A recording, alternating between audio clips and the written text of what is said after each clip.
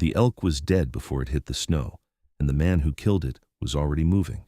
No horse, no sled, no rope, just raw hands and a back broad enough to carry the weight of mountains. Nora Calloway had not planned on watching.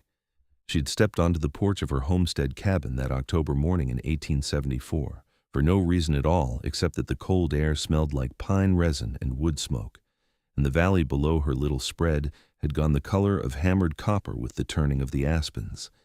She had her coffee mug between both palms, steam curling up past her nose, and she was thinking about nothing in particular, about the flour she was running low on, about the leak in the corner of the root cellar, about how quiet everything got up here in the Bitterroot Valley of Montana when the summer crowd of miners and drifters finally pulled back south like migrating birds. She was not thinking about men. She had made a point of not thinking about men for the better part of 2 years. And then she saw him. He came out of the tree line on the far side of the meadow below her, maybe 300 yards off, moving through the tall brown grass at a pace that made it look easy. He was enormous. Even from that distance she could see the breadth of his shoulders, the way his flannel shirt had been stripped off and tied around his waist, leaving his upper body bare to the October bite. His hair was dark and touched his collar, pushed back from his face by sweat or wind or both. And across those bare shoulders, draped the way another man might carry a saddle, was a bull elk that had to weigh 700 pounds if it weighed an ounce. He was not struggling. That was the part that kept her standing there with her coffee going cold.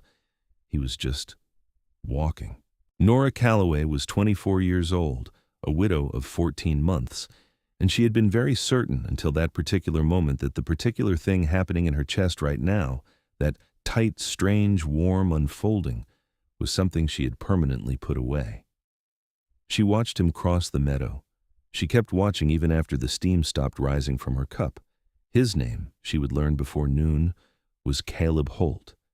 She had heard the name before, the way you heard names in small frontier settlements without ever quite attaching them to a face. Holt. Lives up on the North Ridge, trapper, keeps to himself. Came out of the Rockies 3 winters back and nobody knows much about him before that.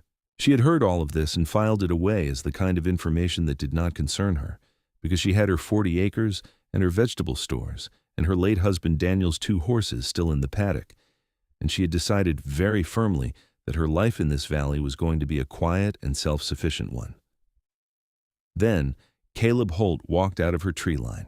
Technically her tree line, as it turned out, because the north corner of her property extended farther than she had ever fully reckoned, and he came right up her track toward her porch, and he stopped at her gate post, and he looked up at her with the elk still across his shoulders like it weighed nothing, and he said, "I believe I owe you an apology, Mrs. Calloway.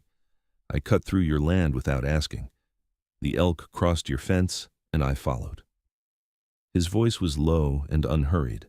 His eyes were the color of timber and shadow, dark green with a ring of gold around the pupil, catching the morning light in a way that was entirely unfair.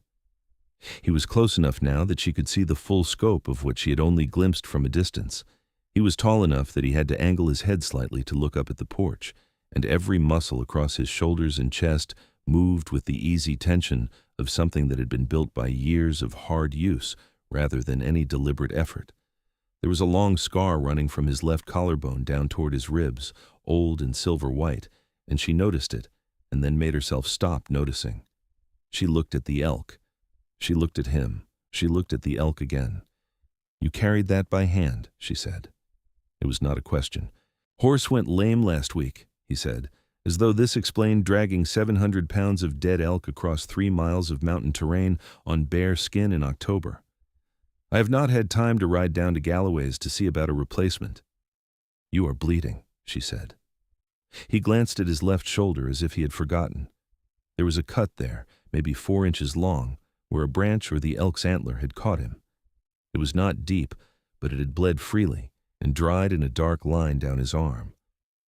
"I am aware," he said. Something in Nora that had been dormant for 14 months woke up and started making suggestions that she was not yet ready to hear. She tamped it down hard and said in her most businesslike voice, "You had better come in and let me clean that. I have iodine." He looked at her for a moment, a slow, careful look, as though he was measuring something she couldn't name. And then he said, I would be obliged. He set the elk down at the base of her porch steps as carefully as another man might set down a basket of eggs, rolled his shoulders once, and followed her inside. She heated water at the wood stove while he sat at her kitchen table, which was a table she had made herself from a door and two sawhorses, and she was acutely aware of how much space he took up in her small cabin. Not in an aggressive way, in the way that a very large piece of furniture takes up space, something solid and warm and present that changes the dimensions of a room without apology. "You live alone up here," he said. It was not quite a question either, and she understood from the tone of it that he had heard her name in the valley the same way she had heard his. "I do," she said, bringing the basin to the table and sitting across from him. Up close, his face was more interesting than it was handsome, though it was certainly that too. Strong jaw carrying a few days of dark stubble, a nose that had been broken at least once and healed slightly crooked, lines at the corners of his eyes from squinting into wind and sun. He was not a young man, but he was not old. She placed him at 30, maybe 32. He looked like someone who had seen difficult things and decided not to be diminished by them. "My husband died 14 months ago," she said, because it felt strange not to say it, and because she was not a woman who danced around facts. "I heard," he said quietly. "I'm sorry for your loss." She pressed the iodine cloth to his shoulder, and he did not flinch. "Daniel was a good man," she said. "He came out from Ohio with big ideas about cattle ranching. The mountain winter was harder on him than he expected." "Harder on many," Caleb said. She worked in silence for a moment, cleaning the cut. His skin was warm under her fingers. She noticed this and did not comment on it to herself. "Pneumonia," she said. "That was what took him. He was sick for 3 weeks and I could not get the doctor from Stevensville in time. The pass froze." She had not said this to anyone except in letters to her mother in Cincinnati, and she was not entirely sure why she was saying it now to a near stranger at her kitchen table. Except that there was something about him, the stillness, maybe, the way he listened, that made speech feel safe rather than dangerous. "I found him on a Tuesday morning," she said, and then stopped. "I apologize. That is a great deal to put on someone who came only to apologize about trespassing." "You can say whatever you need to say," Caleb said, and she believed him. She finished with his shoulder and tied a strip of clean cloth around it, and he thanked her, and she made more coffee, and he stayed another hour. They talked about the valley, about the winter coming in, about the work she had done alone on the property since Daniel died. He asked practical questions, good ones, the kind that showed he understood land and weather and the particular calculations of surviving a Montana winter on your own resources. He told her that her root cellar leak was likely coming from a crack in the east wall where the ground had shifted, and that it was a simple fix if you knew where to look. "Do you?" she asked. "I do," he said. When he left, he carried the elk out over his shoulder again, easy as breathing, and she stood on the porch and watched him go back across the meadow toward the tree line, and the feeling in her chest was still there, quiet and persistent as a coal that will not go out. She went inside and stood in the middle of her kitchen for a long moment. Then she said, out loud to no one, "Oh, for heaven's sake, Nora." She made herself useful for the rest of the day. He came back 4 days later with tools and a bag of Portland cement he had ridden down to Stevensville to purchase, and he fixed her root cellar in 2 hours while she brought him coffee and watched him work with the concentrated, unhurried attention of a man who understands that everything worth doing deserves to be done properly. He wore his shirt this time.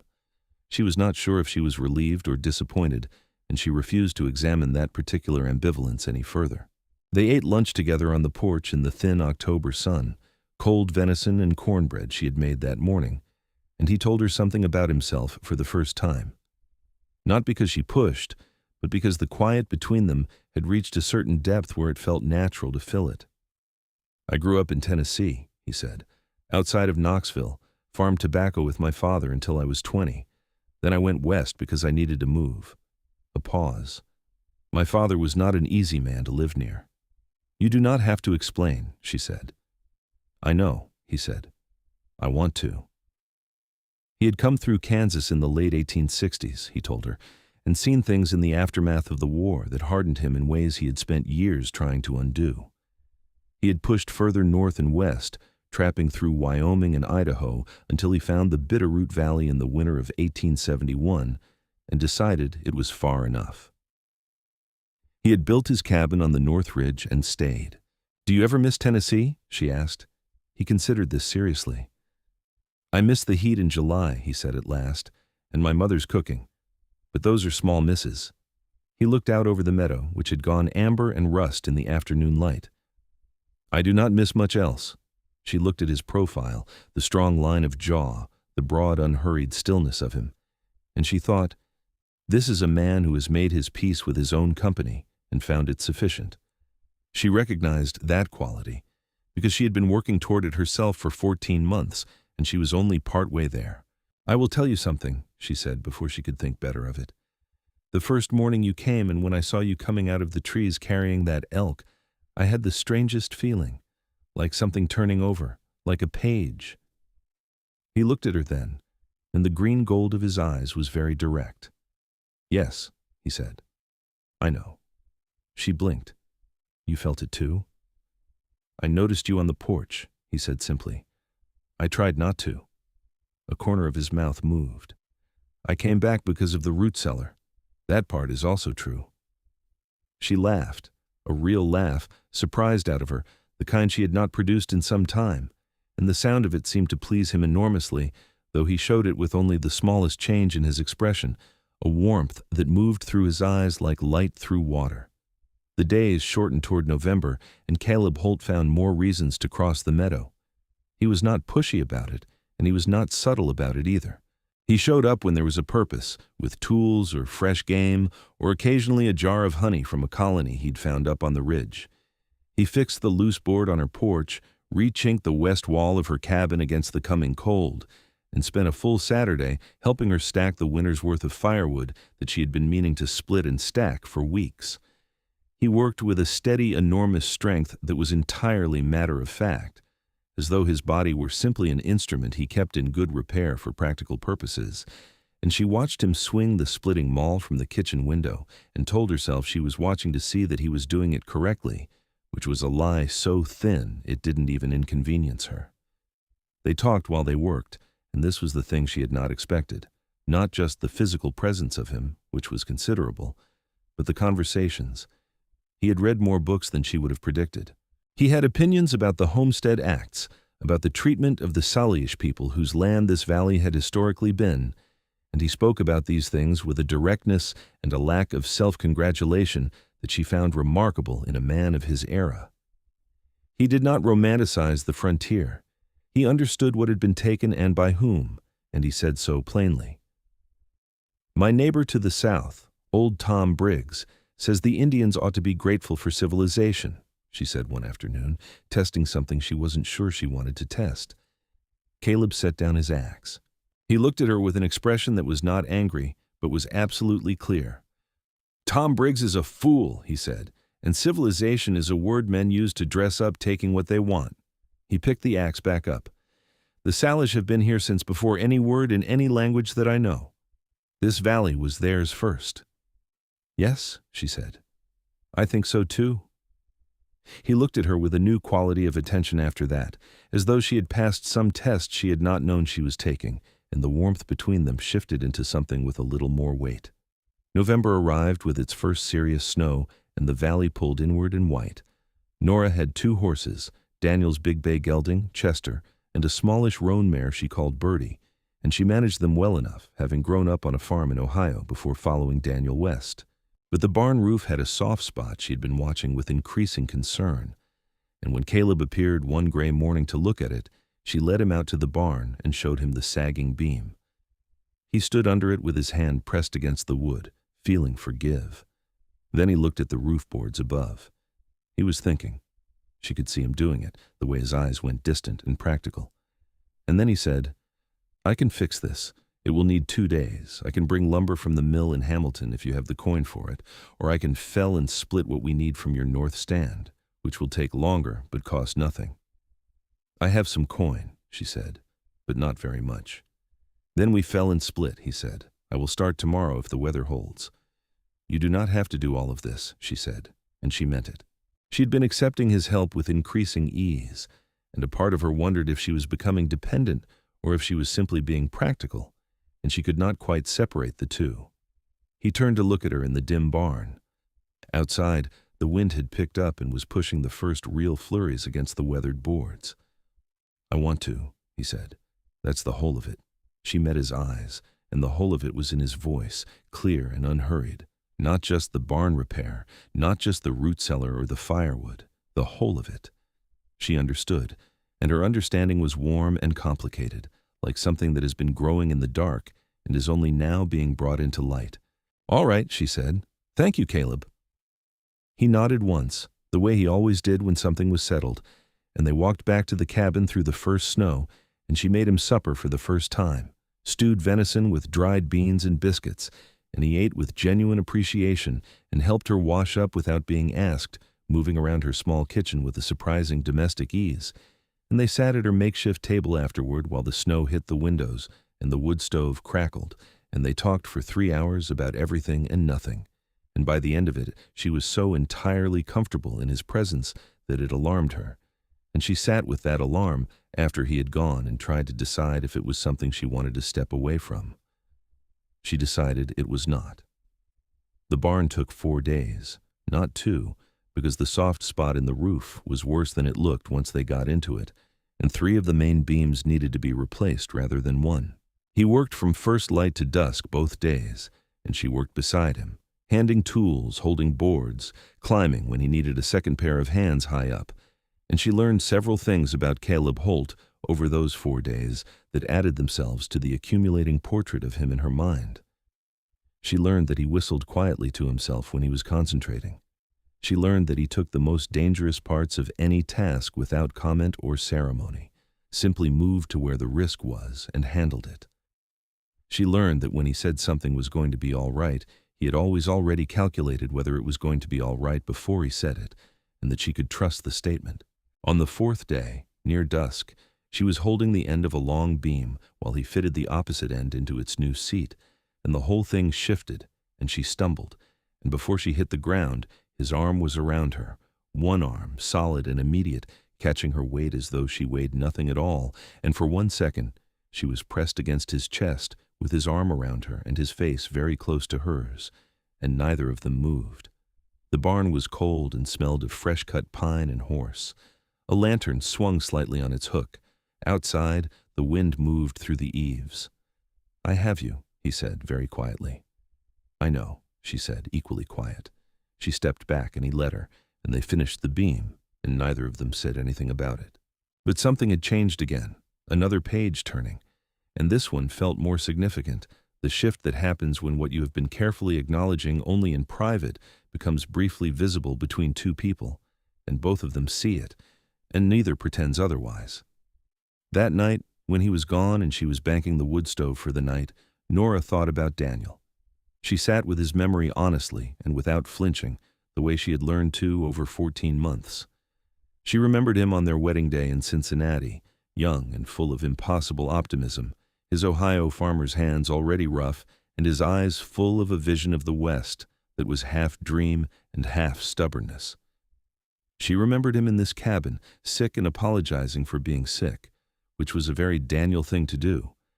She remembered being angry at him for dying, irrational and private and true, and she remembered forgiving herself for the anger which had taken 6 months.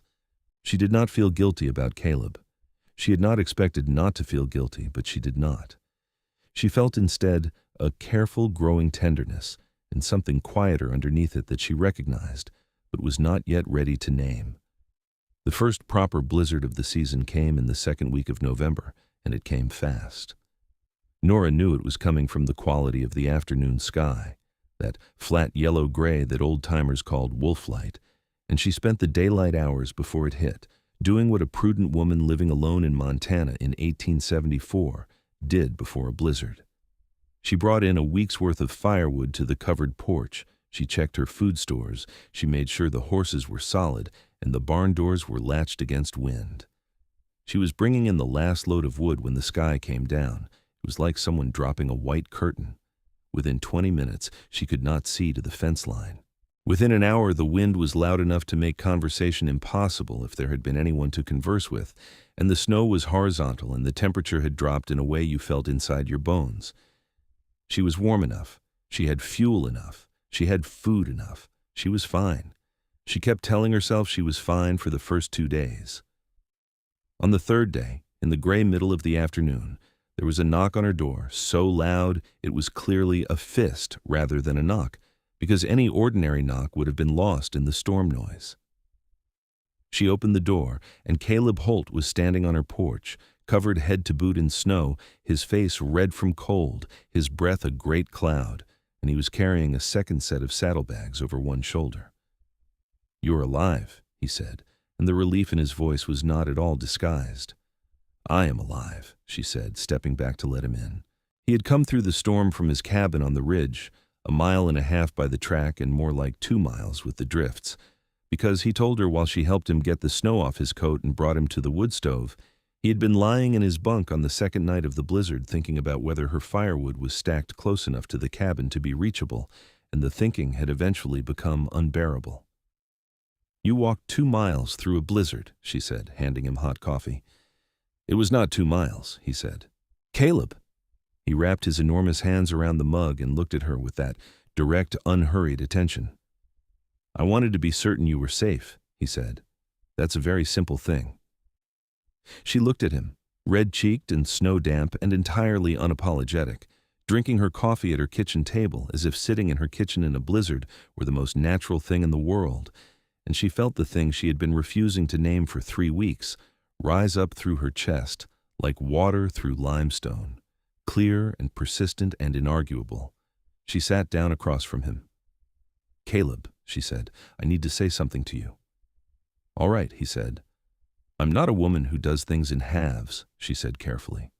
"When I came out here with Daniel, I gave everything I had to that choice. When he died, I gave everything I had to grieving him properly. And now—" She stopped. The blizzard howled against the windows. "I think you know what I'm trying to say." "I think I do," he said. He set down the coffee mug. "May I say something in return?" "Please," she said. He was quiet for a moment, and she understood that for him, quiet was not avoidance but preparation, that he was choosing words the way he chose tools, for fitness. "I have been alone for a long time," he said at last, "not by accident. I chose it because it was easier than the alternative, and because I had not found a reason strong enough to make difficult things worth attempting." He looked at his hands on the table. "You are that reason, Nora. You have been since the morning I came out of your trees and looked up at your porch." A pause. "If that is too much." "It is not too much," she said. He looked up at her, and the gold green of his eyes was so warm that it was almost visible, like a color she could have reached out and touched. "It is not too much at all," she said. He stayed 3 days because the blizzard did not let up, and those 3 days were some of the most remarkable of her recent life. He slept on the floor by the wood stove, having refused both her bed and any suggestion that the arrangement was inconvenient, and she did not push because she understood that he was a man who moved at his own pace and meant everything he did. They talked through the evenings by lamplight, about their childhoods, about their different roads west, about books they had read and places they had been.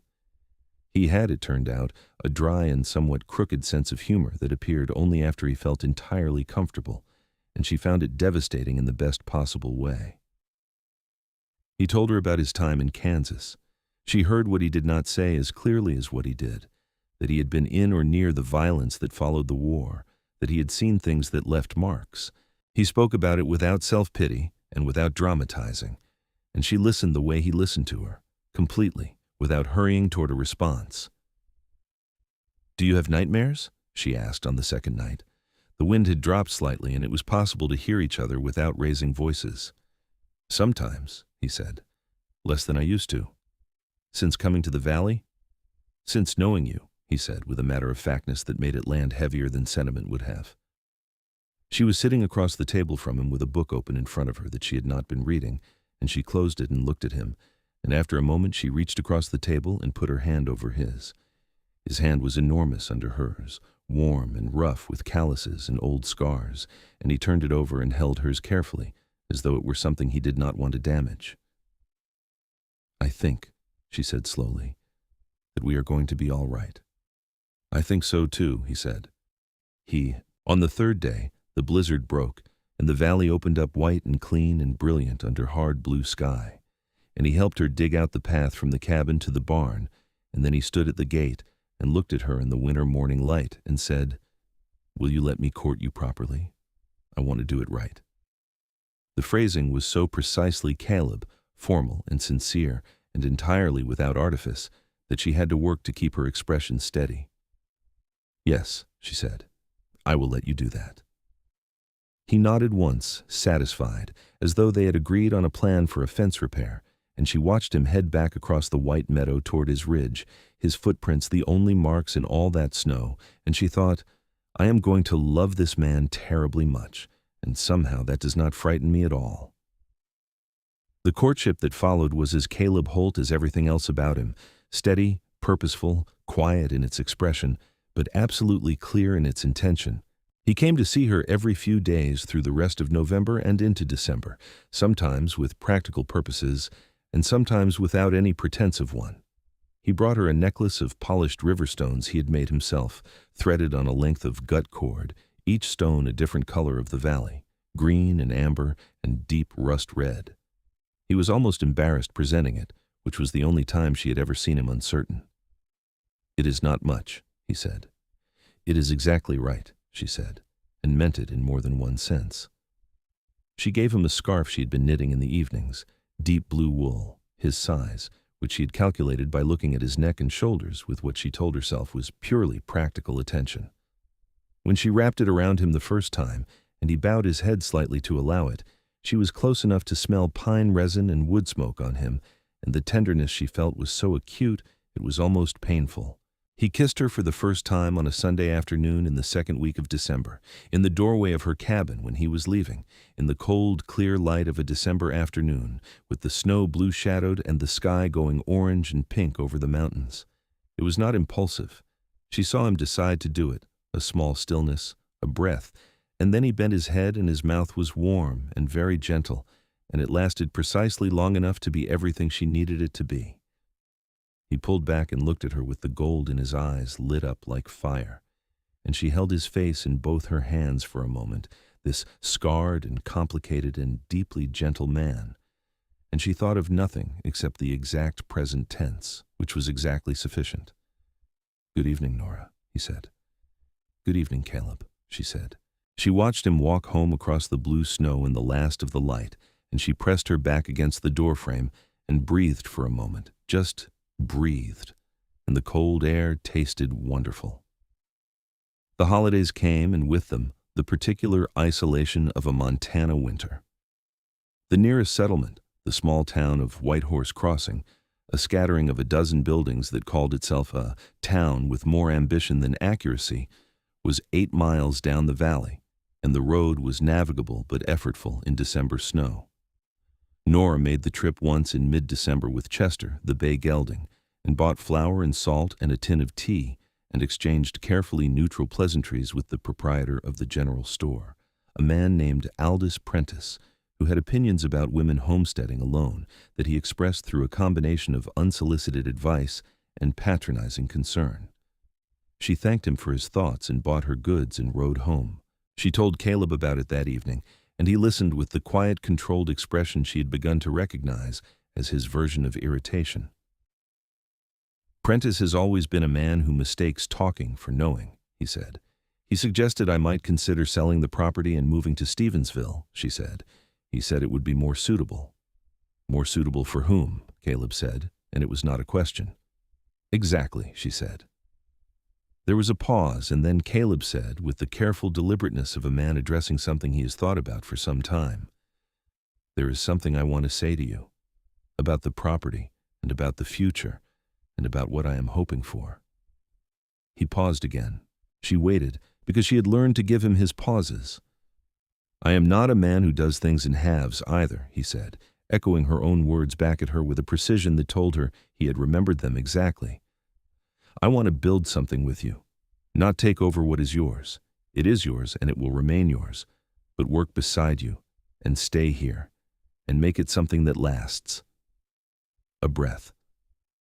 I'm saying this plainly because I think you prefer plain speaking. I do, she said. I would like to ask you to marry me, he said.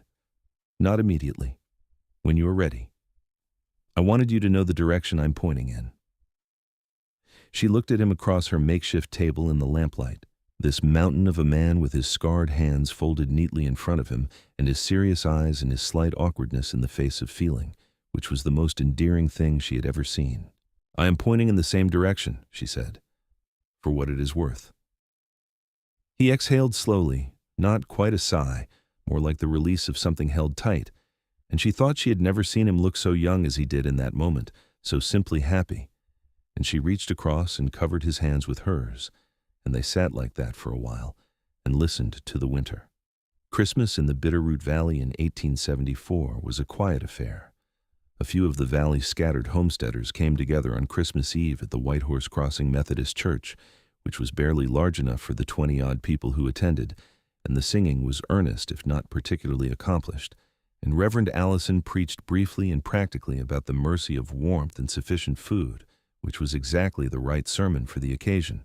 Caleb sat beside Nora in the pew, his shoulder warm against hers, and she thought she could feel the self-consciousness in him. This was not a man who attended church as a rule, she had gathered, and she took his hand under the cover of her coat, and after a moment the tension in his shoulder eased. They exchanged small gifts on Christmas morning at her cabin.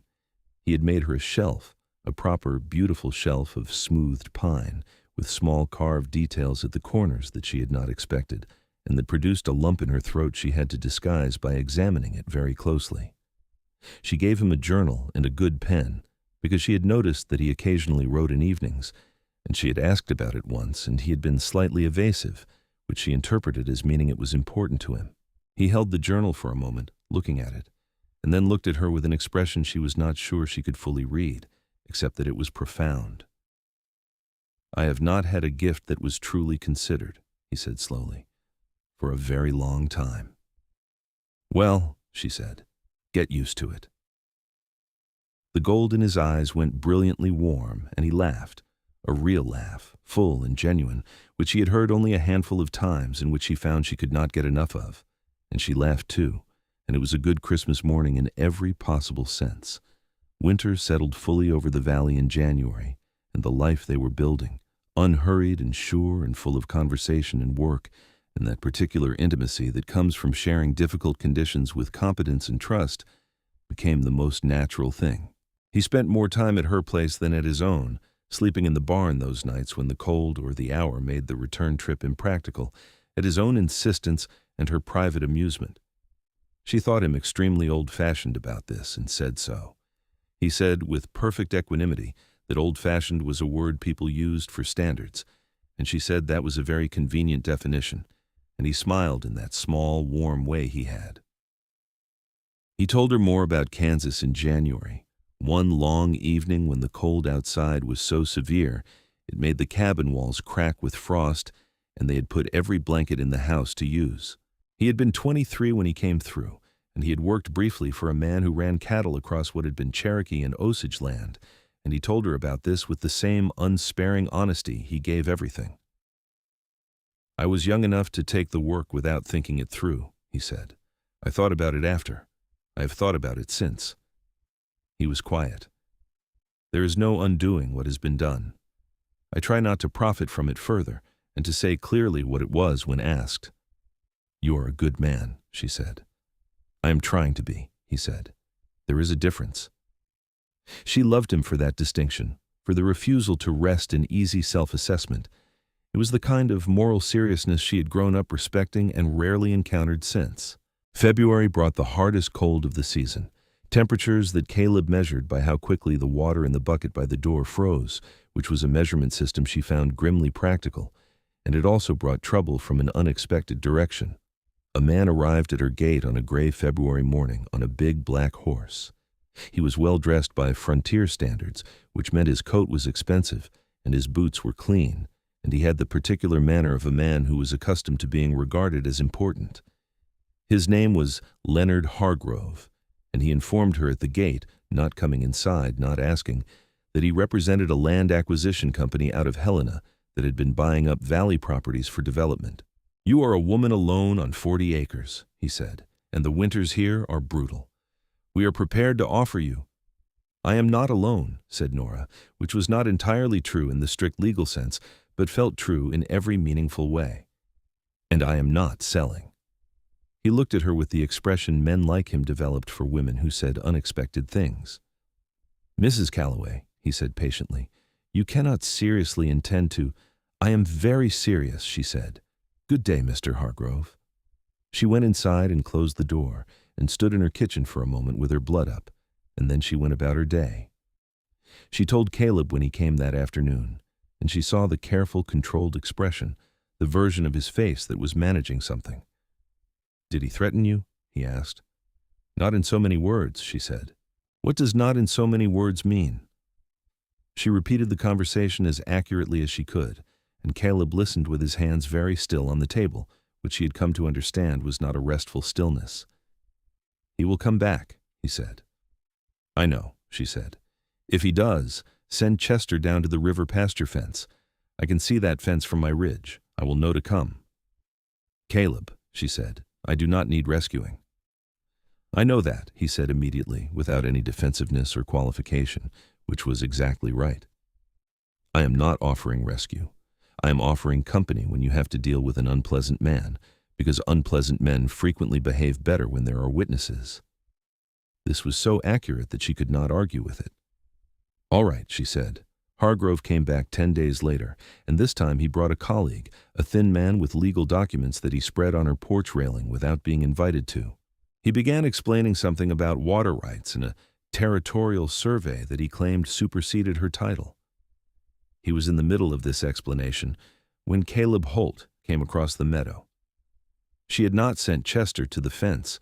She realized later that he had simply been watching, had seen the horses at her gate and come down on his own, which he filed under the category of things to discuss with him later. He came through her gate without pausing, and the shift in the dynamic on her porch was immediate and physical. He was not aggressive. He did not raise his voice or put his hand near the long knife at his belt, or do any of the theatrical things that men in stories did to establish dominance. He simply stood next to Nora and looked at Hargrove with those quiet, direct eyes, and he was large enough and still enough that the effect was considerable. "Morning," he said. Hargrove recovered his composure with visible effort. "Mr. Holt," said Caleb, "this is Mrs. Calloway's property, and she has told you she is not selling. I wonder what part of that requires clarification." "There are legal questions about the water rights that—" "Any legal questions about this property should be directed to a lawyer, not presented on a woman's porch without prior arrangement." Caleb's voice was perfectly level. "You are welcome to consult a lawyer in Stevensville. I am told there is one. You are also welcome to leave now." Hargrove looked at the documents, looked at Caleb, made a calculation, and made the right one. "This is not finished," he said.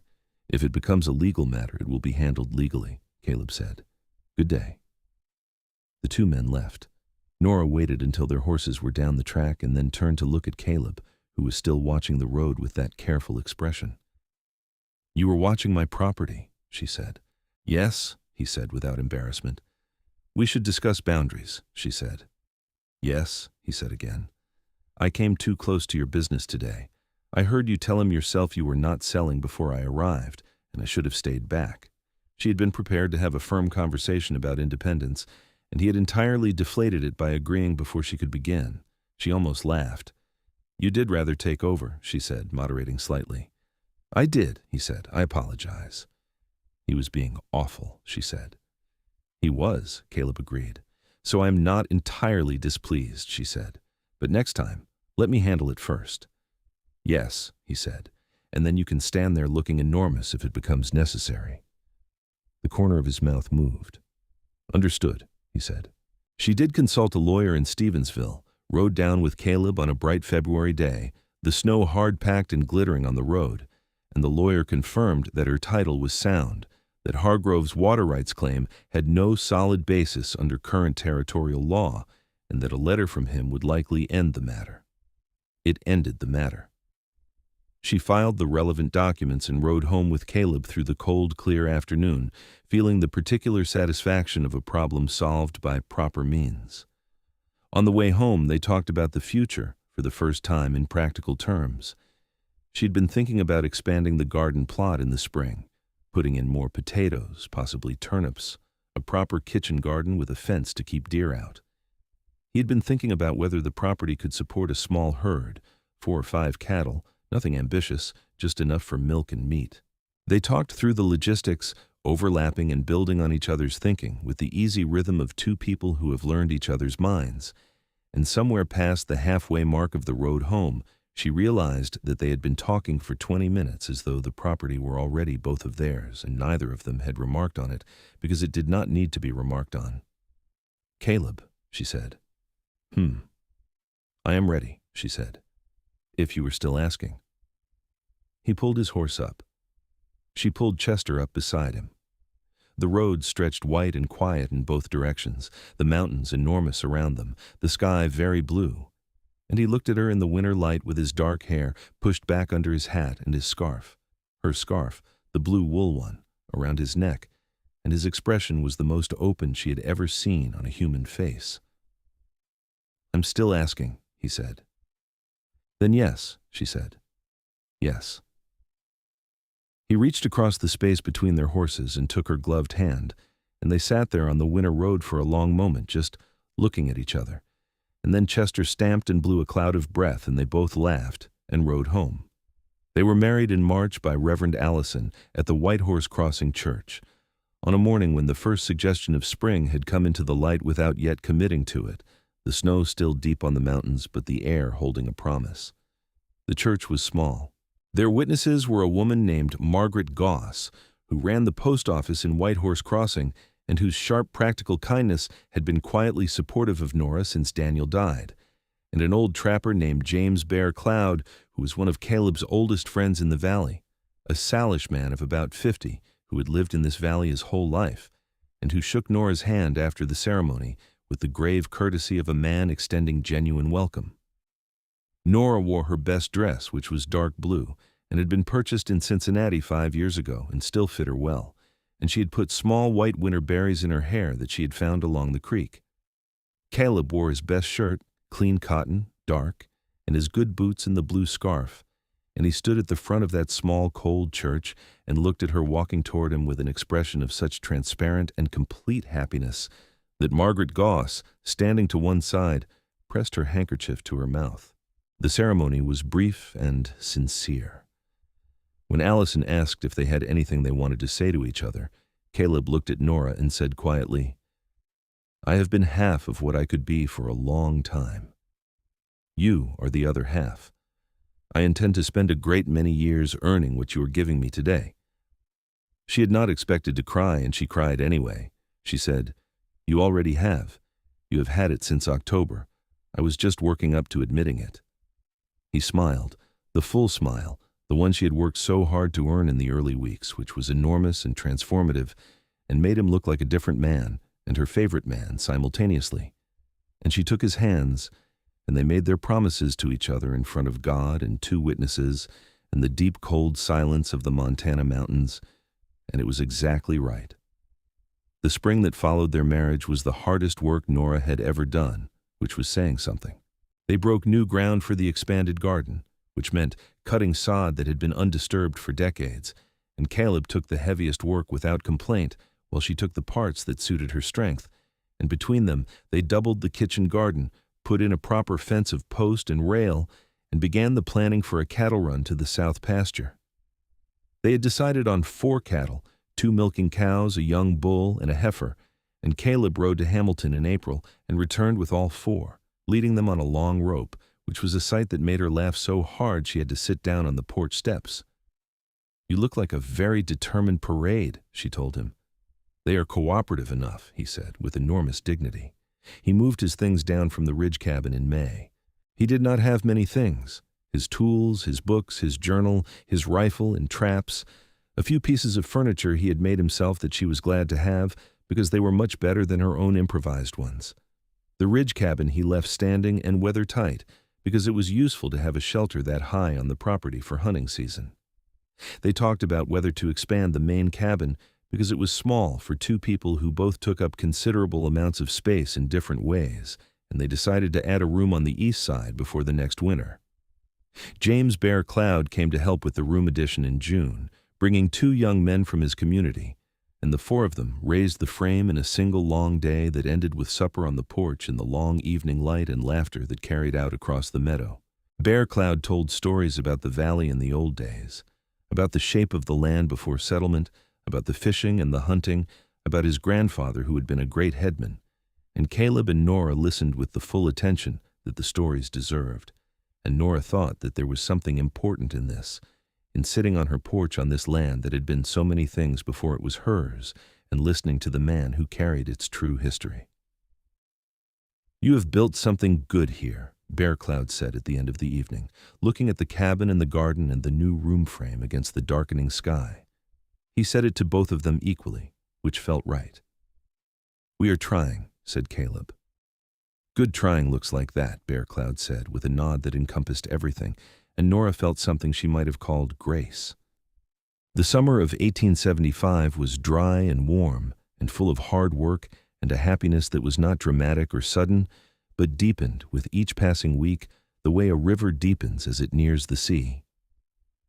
They worked the property from first light to near dark most days, and in the evenings they sat on the porch or at the table and talked or read, and sometimes Caleb wrote in his journal and she knitted or read, and the silence between them in those hours was not empty but full of the presence of another person who was entirely themselves, entirely known, entirely loved. She read his journal one evening when he was out in the barn late, not secretly because she did not do things secretly. She asked him first, and he handed it to her without hesitation, which told her everything about trust. His handwriting was large and slightly irregular, the hand of a man who had not gone to school long but had taught himself thoroughly since. He had been writing in the journal since she gave it to him at Christmas, and the entries were private and precise, observations about the land, the weather, the animals, and then, interspersed, passages about her. She read these with a very full heart. She had not known how to express to him what it meant to be seen as he saw her, and reading the words in his handwriting she understood that he felt exactly the same about being seen. She put the journal back where she had found it. When he came in from the barn, she crossed the cabin and hugged him, just walked into his arms, which closed around her immediately and entirely, the way they always did, and he said, into her hair, "Are you all right?" "Completely," she said. "I am completely all right." In August she suspected, and in September she was certain, and she told him on a Sunday morning in the new East Room, their room, while the early light came through the window she had hung with curtain fabric she had ordered from Helena, blue and white, that moved in the morning air.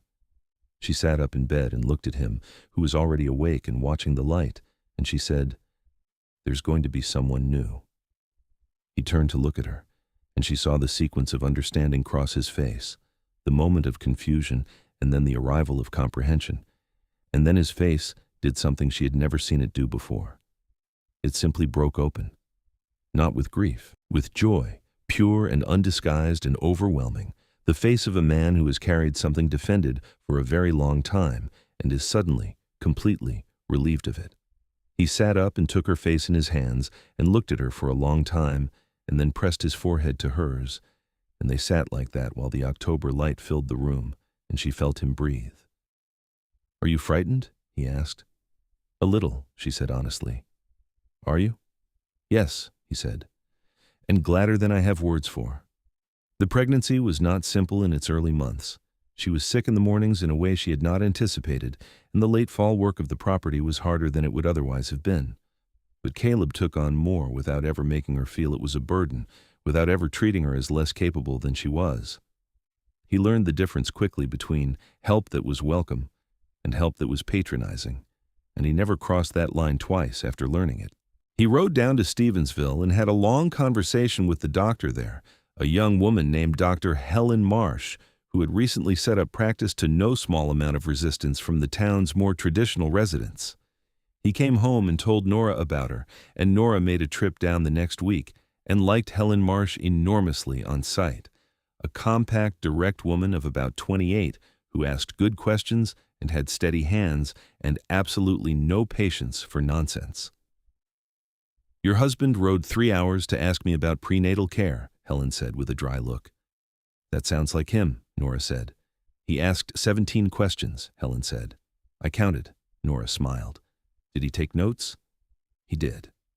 "Good."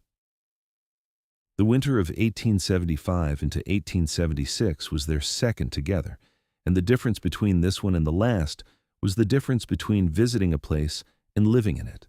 They knew the rhythms now, the particular quality of the cold before a blizzard, the sounds the cabin made in different temperatures, the way the horses behaved when something was moving in the upper pasture at night. They had laid in their stores early and well. The root cellar, fixed by Caleb's careful hands the previous fall, was full to the boards. The woodpile was enormous. The cattle were settled in their expanded barn, and the 2 milk cows, Nora had named them Dorothy and Clementine, which Caleb pretended to find unnecessary and obviously did not, produced steadily through the cold. Nora's middle grew through November and December, and she felt the baby move for the first time on a December evening while sitting at the table reading, and she made a small sound of startlement that brought Caleb across the room so fast she laughed. "Here," she said, taking his hand and placing it. They waited. The baby moved again, a flutter, a pressure, something entirely its own. Caleb's expression was very still and very attentive, and she watched his face as he felt it. And there it was again, that breaking open thing, just for a moment before he composed himself, because he was a man who was careful with his feelings even now, even here. "Hello," he said quietly to her stomach. She laughed and covered her mouth, and he looked slightly embarrassed and entirely unrepentant. James Bear Cloud and his wife, a small quiet woman named Leona, who was a skilled midwife and healer, came to the cabin in January to check on Nora's progress, and Leona's examination was thorough and reassuring. The baby was positioned well, she said. Strong heartbeat. The mother was healthy and strong. In the spring, she said, maybe April, it was the 1st of March. Helen Marsh had ridden up from Stevensville and was in the East Room with Nora, and Leona Bear Cloud had arrived that morning, having somehow known. Caleb did not ask how, because he had learned that there were things Leona knew, and the mechanism was less important than the fact. And Caleb was in the kitchen doing everything he could think of to be useful, which mostly meant keeping the water hot and the wood stove fed, and staying within earshot. The labor was long. He heard her through the wall and kept his hands busy, and his expression controlled, and prayed with a sincerity he had not managed in years. Margaret Goss, who had driven up from the crossing, sat with him in the kitchen and said nothing and poured him coffee, and her silent company was the right thing. At the last light of a March afternoon, with the first tentative warmth of spring coming into the air outside and the aspens beginning to show the first swelling of buds, the cabin filled with a different sound, sharp and indignant and entirely new. And Helen Marsh came to the kitchen door and said, "You have a son, Mr. Holt. Come and meet him." He stood up from the table so quickly his chair fell over. His son was red-faced and furious about existence and had dark hair plastered to his small skull, and Nora was holding him with the expression of a woman who has done something extraordinary and knows it. She was pale and exhausted and more beautiful than he had ever seen her, and she looked up when he came to the bedside and said, "There you are?" "Here I am," he said. His voice did not entirely work. He sat on the edge of the bed, and she put the baby in his arms, and he held his son for the first time. This small, hot, furious weight, this entire new person, and he could not speak at all for a full minute. "He is perfect," he finally managed. "He is very loud," she said. "That is also perfect," he said. They named him Thomas James. Thomas for no particular reason except that it felt solid and right, and James for Bear Cloud, who received this information when he and Leona came in to see them and showed the most feeling Caleb had ever seen from him, which was a single long press of his hand on Caleb's shoulder and a look of deep, quiet pleasure. Thomas James Holt was a vigorous and opinionated infant who from his first weeks made clear that he had strong views about schedules, quantities, and the general organization of the world. He was also, once the initial fury about being born had passed, a remarkably happy baby, with dark eyes that looked to Caleb's and then Nora's, and then back with a focus that seemed at times almost knowing. Caleb took to fatherhood with the same concentrated, purposeful steadiness he brought to everything, learning what the baby needed with the same attention he gave to reading the weather or mending a fence. He was not a man who had grown up with models of tender fatherhood. His own father had been the opposite of that, and he understood this, and he made a deliberate decision, visible in everything he did, to be the kind of father he had needed and not had. He held Thomas when Nora needed sleep. He walked with him in the evenings when the boy was fussy. He talked to him quietly and seriously, as though the baby were already capable of understanding every word, which perhaps he was in his way. Nora watched this and loved him so completely and continuously that it had become simply the texture of her life, not a thing she noticed because it was everything, the medium she moved through. She told him this one evening when Thomas had finally gone to sleep in the small pine cradle Caleb had built over the winter, and Caleb looked at her across the lamplight with such naked feeling that she reached across and took his face in her hands. "What is it?" she asked. "I did not know," he said, "that I could be this." He seemed to be searching for words that he did not quite have. "This fortunate. I did not believe it was possible for me." "It was always possible," she said. "You just had to find the right direction to travel." He turned his head and pressed his lips to her palm, a gesture so gentle and so unlike his usual physical economy that she felt it in every part of herself. The spring of 1876 was abundant, and the summer that followed it was the best of their farming years. The vegetable garden yielded more than they could use, and Nora began selling surplus at the White Horse Crossing General Store, potatoes and dried beans and onions and a surplus of dried herbs, which brought in a small but meaningful income, and also, incidentally, annoyed Aldous Prentice so comprehensively that she found this aspect of the enterprise deeply satisfying. The cattle were doing well. Caleb had added a second bull and 2 more heifers in the spring, and the small herd was producing, and the pasture was holding them well.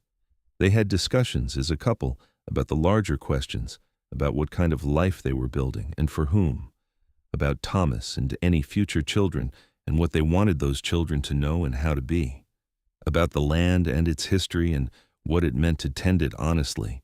These were not always simple conversations, and they did not always agree perfectly, but they had developed a way of disagreeing, direct and respectful, and without heat, that felt to Nora like one of the truest measures of a good partnership. In the autumn of 1876, a newcomer arrived in the valley. He came from Texas, he said, a young man named Eli Walker, maybe 20 years old, with a broken horse and a broken boot, and the look of someone who had been traveling hard and badly for a long time. He stopped at Nora and Caleb's gate on a cold October afternoon, asking if anyone could help with the horse, which had thrown a shoe and was going lame. Caleb looked at the horse and at the young man, thin, dark circles under his eyes, the kind of worn that goes past the body, and said, "Come in and have supper first. The horse can wait until morning." Eli Walker came in and ate 3 helpings of venison stew and said very little, and Thomas watched him with wide eyes from his chair, and Nora watched Caleb watch the young man and understood without being told that Caleb saw in him something he recognized, someone running from something, someone who needed, more than anything, to be treated as though he was worth helping without being asked to explain himself first. Eli stayed 3 days while the horse recovered and his own reserves came back to something functional, and during those 3 days Caleb put him to work, not as payment, but as purpose, because a young man with nothing to do with his hands was a different kind of problem than a young man with a clear task and good direction. They repaired a section of south fence together, and Caleb was patient with him in the way that was natural to him, not performing patience, but simply having it. And on the 3rd evening, Eli Walker said to Caleb, quietly, over the fence they had been mending, "How do you know when to stop running?" Caleb considered this for a moment.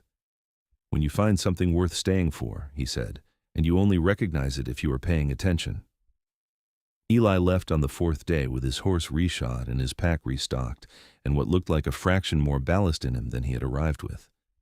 He shook Caleb's hand at the gate and nodded to Nora with a respect that meant something, and rode south. She did not know if they would ever see him again.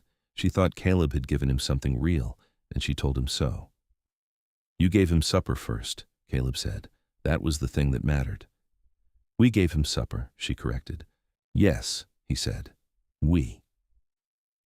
The years that followed had the quality of something built properly, not without difficulty or weather or grief, because those came, as they do to everyone, but built on a foundation that held. They were good years, full ones. In the spring of 1878, their daughter was born, Grace Ellen Holt, arriving in April with far less drama than her brother and considerably more hair, who from her first week showed a personality of great serenity, punctuated by sudden and complete determination.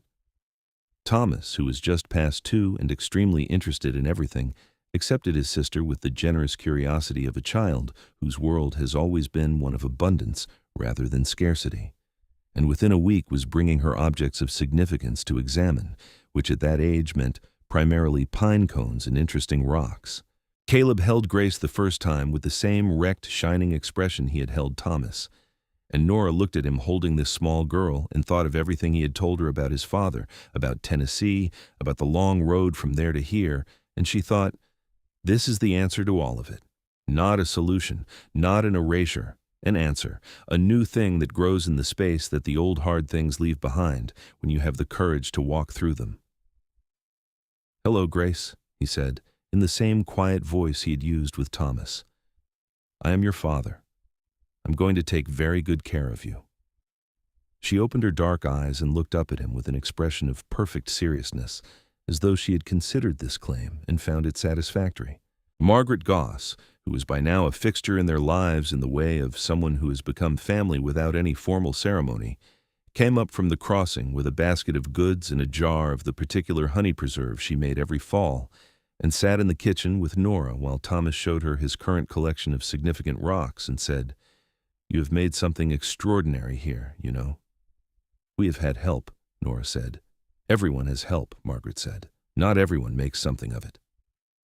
Nora looked around her kitchen, at the shelf Caleb had carved for her on their first Christmas, still on the wall above the window, at the curtains she had chosen for the new east room that Thomas now slept in, and Grace would join, at the dented coffee pot and the good cast iron pan and the made-from-scratch table that had been a door on sawhorses, but was now a proper table built by Caleb's hands, solid and square, and marked with the rings of years of coffee mugs and meals. She looked at all of this and she thought of a woman standing on a porch in October 1874 watching a man come out of the trees, and she thought, yes, something shifted, something turned over, something that had been going one direction began going another. She would not change a single step of the road that had brought her to this kitchen on this morning. In the summer of 1878, Caleb finally took Nora to the North Ridge to see his cabin, the one he had built in the winter of 1871, and lived in alone for 3 years before coming down the mountain and knocking on her door with a dead elk on his shoulders. He had kept it up all these years, repaired the roof again in 1877, and sometimes went up to check the traps in the high country and stayed the night. But he had never brought her.